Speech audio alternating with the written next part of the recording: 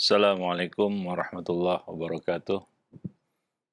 Alhamdulillah, nahmaduhu wa nasta'inuhu wa nastaghfiruh wa na'udzu billahi min syururi anfusina wa sayyiati a'malina may yahdihillah fala mudhillalah wa may yudlil fala hadiyalah. Asyhadu an la ilaha illallah wahdahu la syarikalah wa asyhadu anna Muhammadan abduhu wa rasuluh. Ya ayyuhalladzina amanu ittaqullaha haqqa tuqatih wa la tamutunna illa wa antum muslimun amma ba'du. Fa inna ahsanal kalami kalamullah wa khairal hadi hadi Rasulillah sallallahu alaihi wasallam wa syarrul umuri muhdatsatuha wa kullu muhdatsatin bid'ah wa kullu bid'atin dhalalah wa kullu dhalalatin finnar. Para pemerhati roja kaum muslimin dan muslimat yang dimuliakan Allah, alhamdulillah segala puji hanyalah milik Allah Rabb semesta alam. Pada kesempatan siang ini kita kembali bertemu dan masih bersama kitab Talbis Iblis tulisan Ibnul Jauzi. Kita akan melanjutkan poin-poin pembahasan yang ada di dalam buku tersebut. Dan pada kesempatan siang ini kita masih berbicara tentang salah satu sikap kaum sufi, yaitu mereka meninggalkan salah satu sunnah Nabi, yaitu nikah. Ya, dan ada beberapa alasan mereka meninggalkan sunnah Nabi ini. Beberapa di antaranya sudah kita bahas. Terakhir yaitu di antara mereka ada yang beralasan bahwa nikah itu berkonsekuensi kepada kecintaan terhadap dunia. Ya, ada bukti atau lambang cinta dunia. Ya, diriwayatkan dari Abu Sulaiman Ad-Darani bahwa dia berkata, ketika seorang pergi mencari hadis, pergi mencari penghidupan atau menikah, berarti ia telah condong kepada dunia. Ini salah satu ungkapan yang dinisbatkan kepada Abu Sulaiman Ad-Darani yang dijadikan sebagai alasan bagi mereka, ya, untuk meninggalkan nikah, yaitu ini adalah sikap condong kepada dunia. Ya, mereka menyebutkan di sini 3 hal, yaitu pertama mencari ilmu, yang kedua mencari nafkah, yang ketiga menikah. Mereka mengidentikan 3 perkara tersebut sebagai sikap condong kepada dunia. Ibnul Jauzi mengatakan ini berseberangan dengan syariat. Ya, bagaimana mungkin seseorang tidak pergi mencari ilmu? Bagaimana mungkin seseorang tidak mencari nafkah? Dan bagaimana mungkin pula seseorang tidak menikah? Ya, sementara para malaikat, ya, meletakkan sayap mereka untuk para penuntut ilmu. Ya, untuk para penuntut ilmu mencari nafkah disebut juga sebagai para pejuang, ya, keluarga untuk menghidupi anak istri mereka. Dan menikah itu adalah salah satu cara ataupun salah satu sunnatullah yang Allah tetapkan atas Bani Adam untuk berkembang biak, untuk melahirkan keturunan. Ya, nah, bagaimana mungkin juga seorang tidak mau mencari penghidupan atau nafkah? Sementara Umar bin Khattab pernah mengatakan, sungguh lebih baik aku mati berjalan kaki demi mencari rezeki, mencari nafkah untuk mencukupi kebutuhan diri agar tidak meminta-minta, daripada aku mati saat berperang di jalan Allah. Artinya itu termasuk salah satu bentuk jihad juga, ya, di dalam memenuhi kebutuhan nafkah diri dan keluarga. Ya. Nah, jadi menurutku, kata beliau, semua kondisi sufi yang dijadikan alasan mereka tersebut, ya, jelas-jelas menyelisihi dan menyalahi syariat Islam. Adapun sekelompok sufi generasi akhir, mutakhirin dari kalangan sufiyah, mereka menyengaja tidak menikah supaya dikatakan sebagai orang yang zuhud. Ini salah satu alasan mereka, yaitu supaya dikategorikan sebagai orang yang zuhud. Dan mereka identikan zuhud itu dengan hidup menyendiri, ya, mengebiri diri, menyendiri, ya, menjauhkan diri dari manusia. Motivasi tersebut dikarenakan umumnya orang awam yang akan mengagungkan seorang sufi ketika ada dalam kondisi tidak punya seorang istri pun atau tidak menikah. Mereka lantas membicarakan dia tidak pernah mengenal seorang wanita walaupun seorang. Artinya dia adalah orang yang tidak tergoda dengan wanita, ya.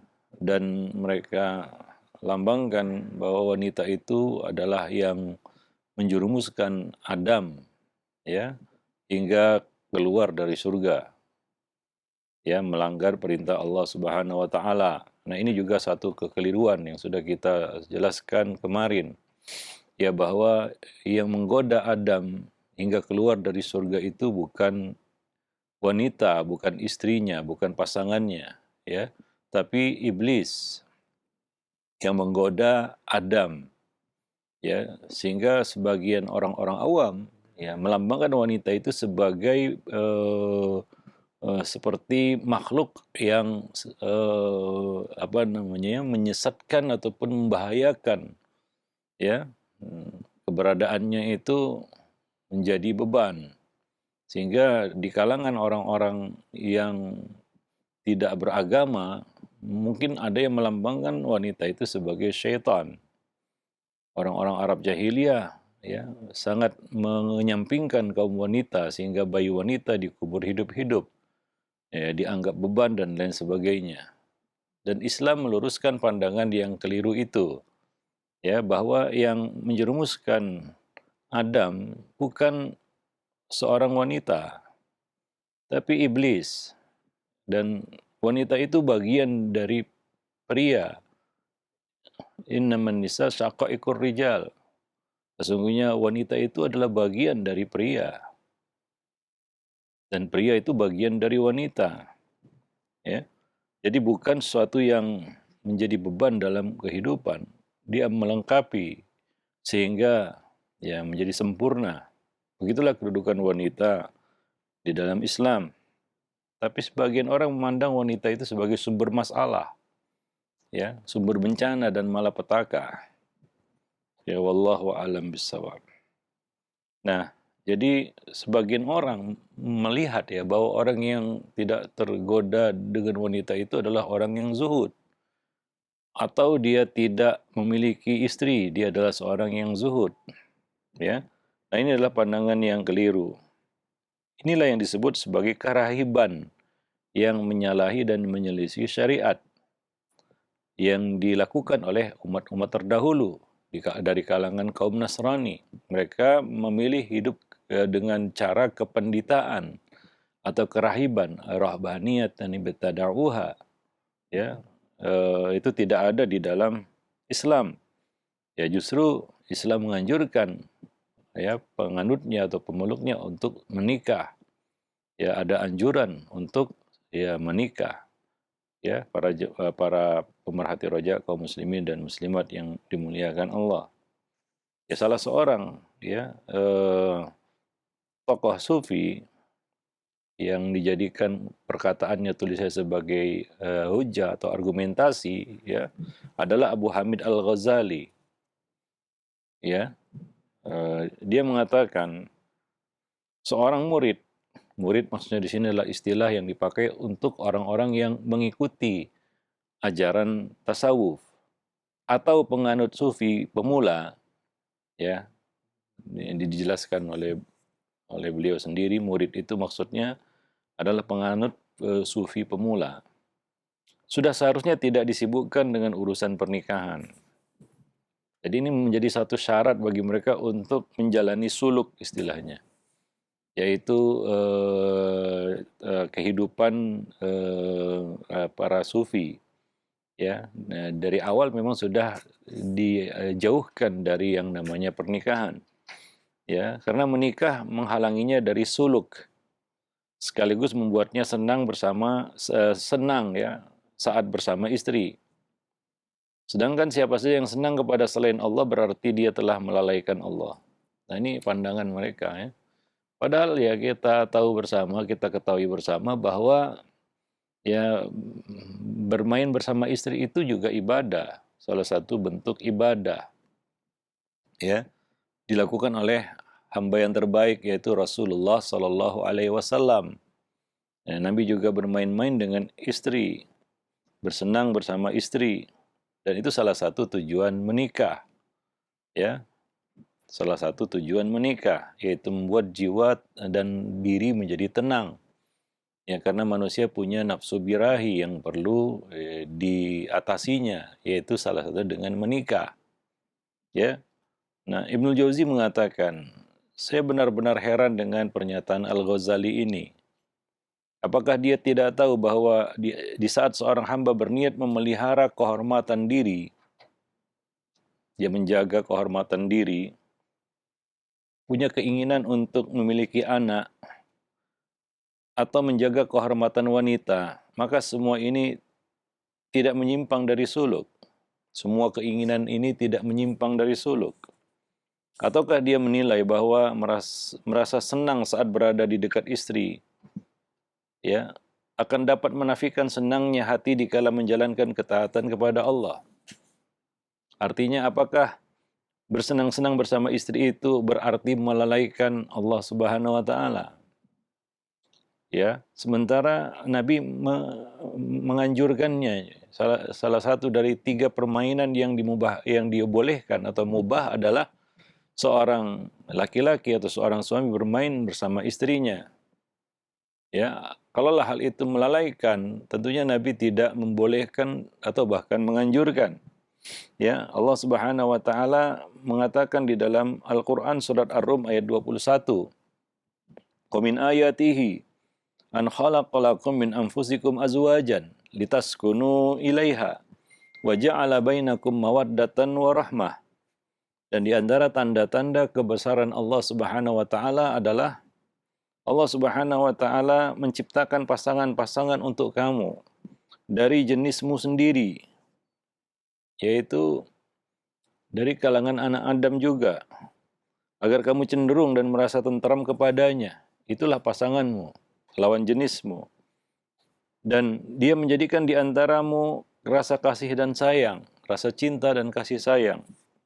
Allah Subhanahu wa taala ya menjadikan ya hubungan antara laki-laki dan wanita dalam suatu akad pernikahan sebagai salah satu bentuk as-sakinah, ya, yaitu ketenangan, ya, ketenangan. Seorang itu menjadi tenang ya dengan memiliki pasangan. Itulah naluri fitrah sunnatullah yang telah Allah gariskan atas anak Adam, ya. Nah, disebutkan dalam hadis sahih riwayat Bukhari dan Muslim dari Jabir bin Abdullah dari Rasulullah Shallallahu Alaihi Wasallam, beliau berkata kepada Jabir, Nabi berkata kepada Jabir, "Halla tazawwajta bikran tula'ibuha wa tula'ibuka?" Mengapa kamu tidak menikahi perawan sehingga kamu dapat memanjakannya dan dia dapat memanjakanmu, yaitu bermain-main bersamanya dan kamu bermain-main bersama dan dia bermain-main bersama kamu dan kamu bermain-main bersamanya. Nah, demikian ya Nabi SAW menganjurkan kepada Jabir ya kepada suatu hal yang ini adalah suatu yang tertanam dalam fitrah manusia, ya. Nah, bersenang-senang dengan pasangannya. Dan Allah Subhanahu wa taala menjadikan ya Adam pasangannya sehingga dapat menikmati kehidupan sorga dengan sempurna. Ya, maka Allah ciptakan pasangan. Nah, demikian. Ya, dan itu adalah sunnah yang berlaku atas anak Adam. Ya, Rasulullah SAW melakukannya. Dan para nabi seluruhnya juga melakukannya. Ya, Rasulullah biasa bercengkrama dengan istri-istri beliau. Bahkan beliau pernah berlomba lari dengan Aisyah. Ya, bermain-main bersama istri-istri beliau. Apakah semua itu membuat beliau menyimpang dari kesenangan bersama Allah atau melalaikan Allah Subhanahu wa taala? Maka beliau mengatakan di sini, Ibnu Jauzi mengatakan, maka ini tidak lain merupakan suatu kejahilan. Ya, kejahilan terhadap syariat. Bahkan jahil ya terhadap fitrahnya sebagai manusia. Dia mengingkari fitrahnya sendiri sebagai manusia. Setiap manusia pasti ada kecondongan kepada hal tersebut. Ya, dia tidak bisa membohongi dirinya, kecuali dia ingin menyalahi fitrah tersebut. Maka Nabi mengatakan, an-nikahu sunnati, nikah itu adalah sunnahku. Dan sunnah para nabi dan rasul sebelum beliau juga. Dan itu adalah sunnatullah pada anak Adam. Dan Adam disempurnakan kesenangannya di dalam surga dengan Allah jadikan baginya pasangan. Ya, jadi dari awal penciptaan manusia, itulah fitrah yang ditanamkan Allah pada mereka. Tidak mungkin diingkari. Dan itu sudah berlangsung mulai dari Adam sampai hari ini, sampai hari kiamat. Ya, nah, tidak ada yang menyimpang dari situ kecuali orang-orang yang mungkin dia tidak menyadari eksistensinya sebagai manusia. Tapi yang jelas adalah dia jahil terhadap agamanya. Wallahu a'lam bishawab. Ya, nah demikian. Nah, kemudian di sini Ibnul Jauzi menyebutkan dampak negatif dari sikap tidak mau menikah yang dipilih oleh orang-orang sufi ini. Beliau mengatakan, ketahuilah, di saat generasi muda sufi memutuskan tidak menikah, ya, menjauhkan diri dari yang namanya menikah, maka sikap ini menggiring mereka pada 3 keadaan. Dan sikap ini sudah mulai menjalar di kalangan generasi muda, yaitu senang hidup sendiri dan memilih tidak menikah. Baik itu remaja putra maupun remaja putri. Sebagian orang sudah nyaman hidup sendiri, ya, dan merasa bahwa nikah itu adalah beban, ya, masalah dalam kehidupan. Ya, maka mereka memilih untuk hidup sendiri. Ya, ini adalah salah satu hal yang juga tidak dibenarkan, ya. Sebagian orang, ya, mungkin ketularan dengan gaya hidup orang-orang non-muslim ataupun orang-orang kafir di luar sana, di belahan bumi barat ataupun di belahan bumi timur sana, ya, memilih hidup sendiri, menyendiri sampai akhir hayat, bahkan sampai mati. Ya, ada yang fobia dengan nikah dan pernikahan, ada yang membenci lembaga pernikahan dan lain sebagainya. Dan ini adalah satu hal yang menyimpang dari fitrah.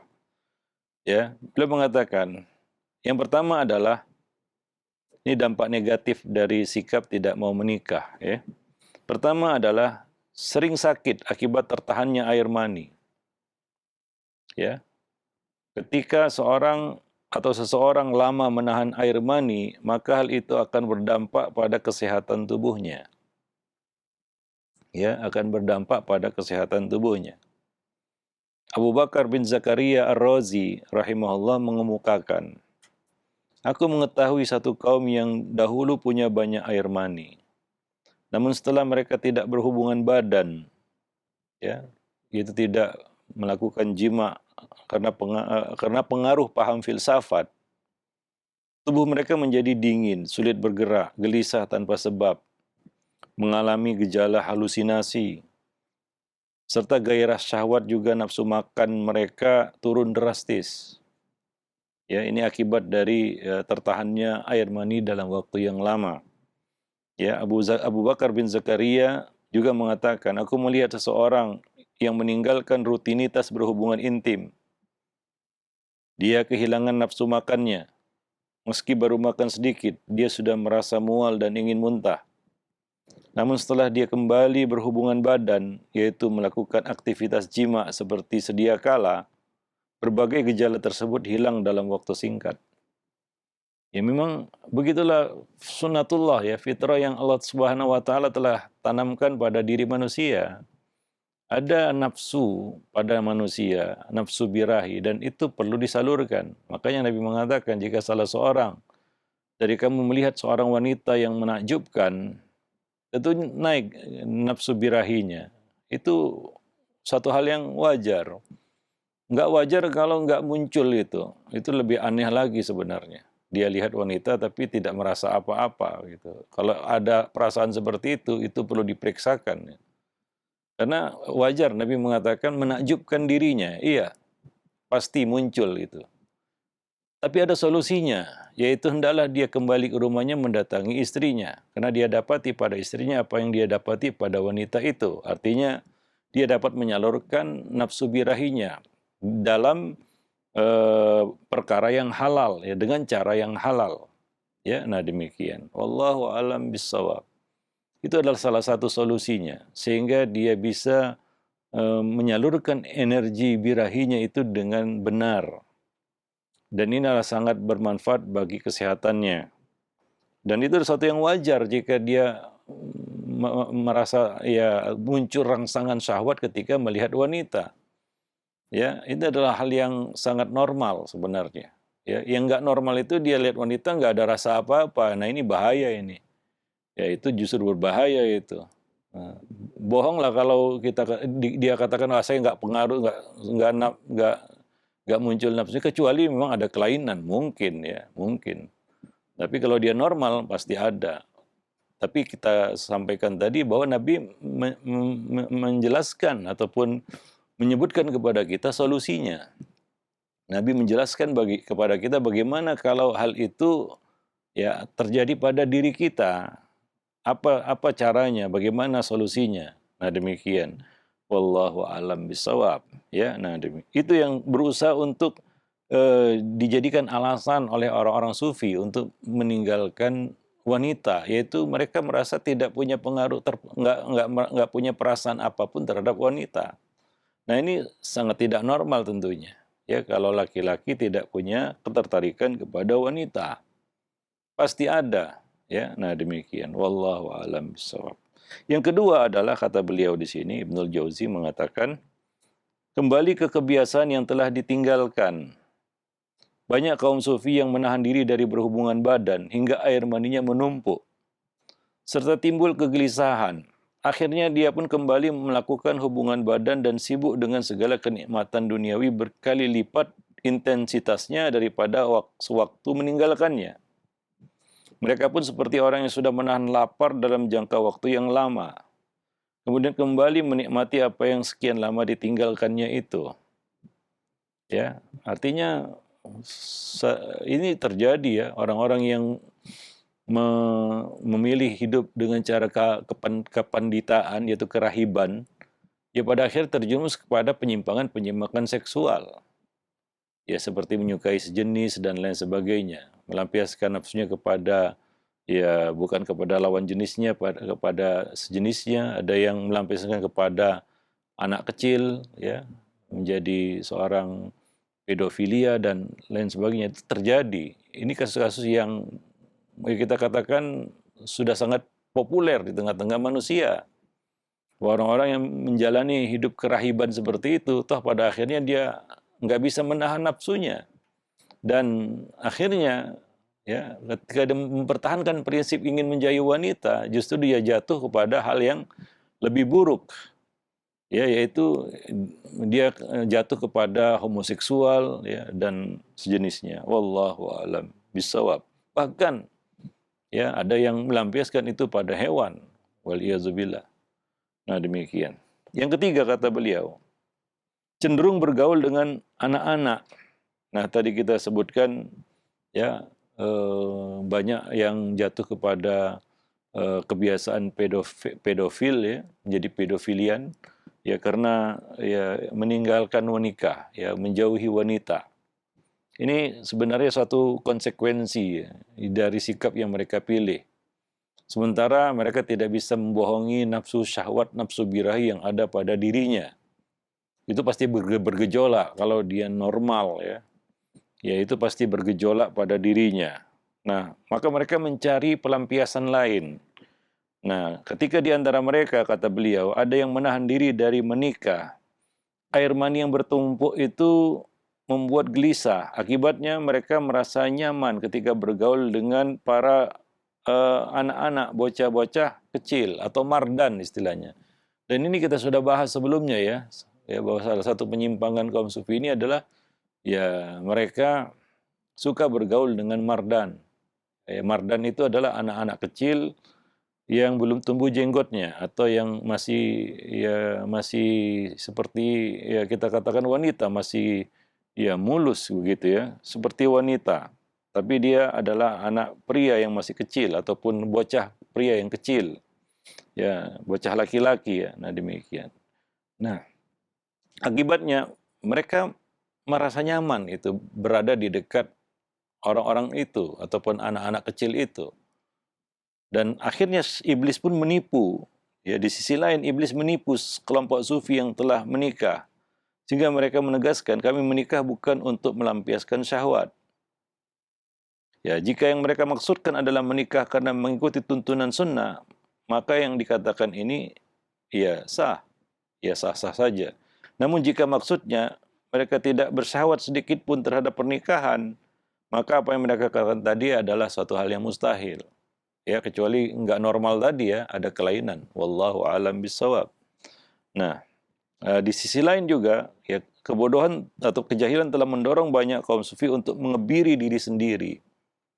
Ya, nah mereka yakin tindakan ini dilakukan karena rasa malu yang sangat kepada Allah Subhanahu Wa Taala dan mengebiri benar-benar wujud dari kejahilan. Sebab dengan bagian tubuh yang mereka potong itulah Allah Subhanahu Wa Taala memuliakan laki-laki atas kaum wanita. Ya, nah ini diharamkan tentunya mengebiri diri ya, yaitu sengaja membuat diri menjadi mandul begitu, baik dengan cara banyak cara yang dilakukan oleh manusia hari ini ya. Nah, ada yang sampai ya kita katakan memotong alat kelaminnya sendiri atau meniadakan ataupun operasi kelamin begitu ya, hingga dia tidak memiliki alat kelamin lagi. Wallahu alam bisawab. Nah, demikian. Dan Allah menciptakan kemaluan untuk menjadi sebab lahirnya keturunan. Bahwa itu ada manfaatnya, kegunaannya. Tetapi kondisi orang yang mengebiri diri sendiri seakan berkata, yang benar tidak seperti ini. Harusnya ini nggak ada, begitu ya. Nah, oleh karena itu pun mereka memotong bagian tubuh tersebut. Nah, dengan alasan ini bisa memupus hasrat seksual yang ada dalam diri mereka, ya, sehingga ya mereka berhasil meraih tujuannya, yaitu tidak terpengaruh dengan atau bisa meredam syahwat mereka. Ya, ingin menyampaikan, maka dalam Islam ya tidak ada istilahnya kita menghilangkan nafsu, nggak ada. Ya, menghilangkan nafsu nggak bisa. Dan itu yang coba dilakukan oleh orang-orang sufi, yaitu berusaha untuk mendilet atau menghilangkan nafsu. Sementara nafsu itu tidak bisa dihilangkan. Gimana pun caranya, mau dipotong kemaluan dan lain sebagainya, nafsu itu nggak hilang. Ya, nah demikian. Itu ada tindakan yang percuma. Ya, kerugiannya mereka tidak mampu untuk melakukan pernikahan ataupun tidak mampu untuk melahirkan keturunan. Ya, dengan cara seperti itu. Jadi ada cara-cara yang menyimpang dari sunnatullah, ya, dari fitrah yang telah Allah Subhanahu wa taala gariskan atas manusia. Wallahu a'lam bishawab. Nah, demikian ya. Dan kerugian yang terbesar adalah ini salah satu hikmah yang sangat agung dari pernikahan, yaitu memiliki keturunan.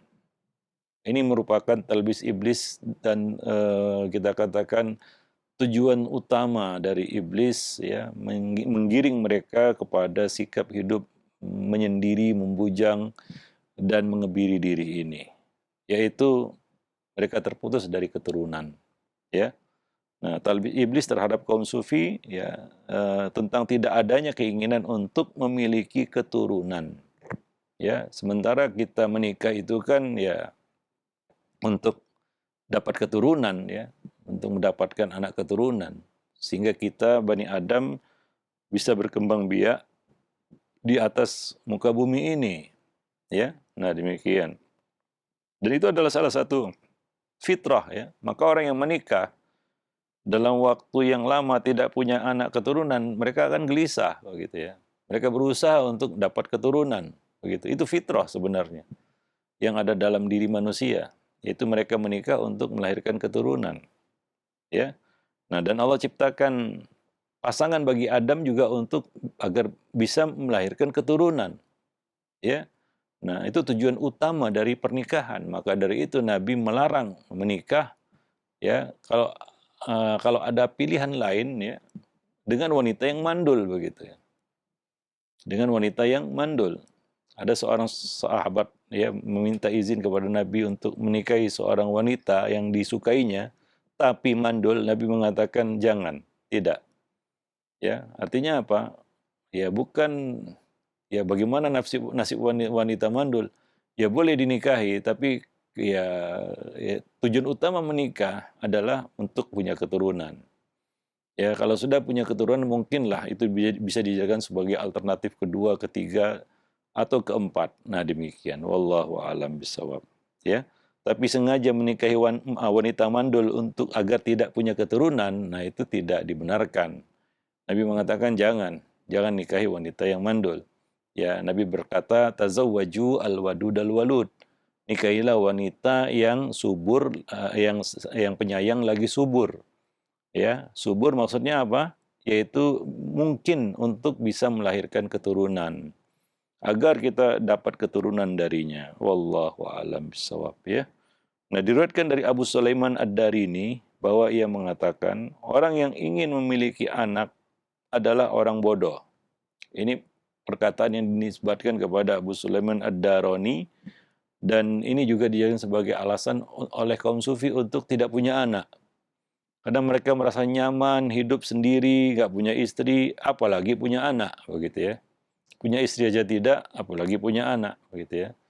Nah, punya istri aja tidak ada keinginan, apalagi punya anak, lebih tidak ada keinginan lagi untuk punya anak.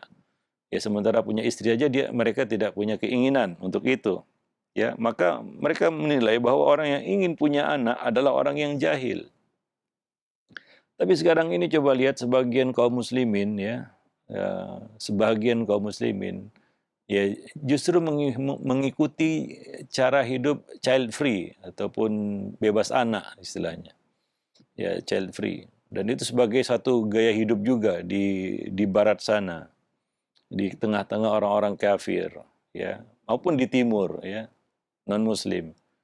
Ada yang menganut paham child free tadi, sehingga ini bahkan di luar sana dilindungi haknya orang-orang yang child free ini. Kalau mereka terganggu karena ada anak, maka anak itu harus disingkirkan, begitu ya. Sampai seperti itu ya, membenci anak-anak, begitu ya. Nah ini adalah kita katakan sikap yang benar-benar tipu daya iblis terhadap manusia. Ya, dan orang-orang sufi ini terjebak juga atau jatuh juga di dalam ya cara hidup seperti itu. Ya, Allahu a'lam. Mereka mengatakan ia tidak bermanfaat untuk dunia dan tidak pula bermanfaat untuk akhirat. Ya, saat ingin makan, tidur atau berhubungan badan, keinginan tersebut selalu menyusahkan diri sendiri. Begitu pula tatkala hendak beribadah, keinginan itu pasti mengganggu dirinya. Ya, keinginan punya anak, ini mengganggu ibadah. Ya, punya anak, ya, itu melalaikan. Lalu sebagian orang menggunakan ayat-ayat yang tidak pada tempatnya, mereka pahami. Ya, seperti innama amwalukum wa auladukum fitnah. Innama amwalukum wa auladukum fitnah. Sesungguhnya harta kamu dan anak-anak kamu adalah fitnah. Ya, lalu mereka menjauhi anak-anak dan keinginan untuk punya anak, dan menganggap bahwasanya keinginan punya anak itu mengganggu ibadah, mengganggu perjalanan mereka menuju Allah Subhanahu wa taala. Nah, ini adalah satu yang keliru. Ya, kalau demikian ya nggak usah punya harta juga, karena harta itu juga fitnah. Sementara ya nggak mungkin ya manusia di dunia ini hidup tanpa harta, begitu ya. Dan itu yang mereka pilih. Kaum sufi ini, mereka bahkan menjauhi harta sama sekali, tidak mencari nafkah. Ya, dan mereka menjauhi anak-anak, dan salah satu cara kita katakan pilihan yang mereka tempuh adalah mereka tidak menikah. Ya, nah demikian. Wallahu a'lam bishawab. Dengan alasan itu adalah fitnah. Ya tentunya firman Allah Subhanahu wa taala, innama amwalukum wa auladukum fitnah. Itu tidak bertentangan dengan perintah untuk wabtaghu min fadlillah, carilah dari karunia-karunia Allah, mencari harta. Demikian juga punya anak. Ya. Nah, demikian. Ya. Itu tidak bertentangan ya dengan firman Allah, innama amwalukum wa auladukum fitnah, sehingga coba dibenturkan itu ayat tersebut dengan ayat-ayat lain begitu yang memerintahkan untuk mencari nafkah, mencari harta dan memiliki keturunan. Ya, wallahu alam bisawab. Ini adalah suatu kesalahan di dalam memahami ya konteks syariat. Ya, wallahu alam bisawab.